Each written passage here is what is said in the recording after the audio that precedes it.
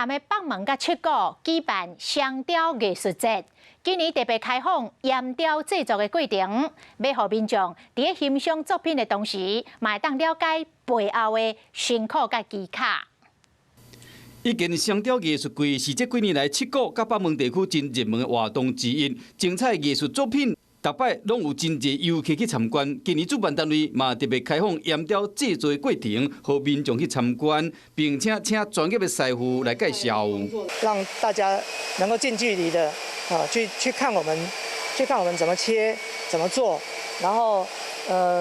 怎么去修。 北门国小校长带学生去参观，就是希望未来会使互学校增加更较侪相关的课程，互学生了解故乡的产业发展。我觉得很开心，因为以前从来都没有看过，就是只有看过一些沙雕啊之类的。 今年一件双雕艺术柜，伫7月初2开始，咱乡亲除了到七股欣赏岩雕以外，嘛会使伫暗时到北门看光雕，感受沿海地区甲市区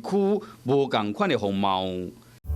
我是李文，想要关注体育的朋友们，记得收看52动起来，然后还要订阅我们的 YouTube 频道，赶快按赞、订阅、开启小铃铛。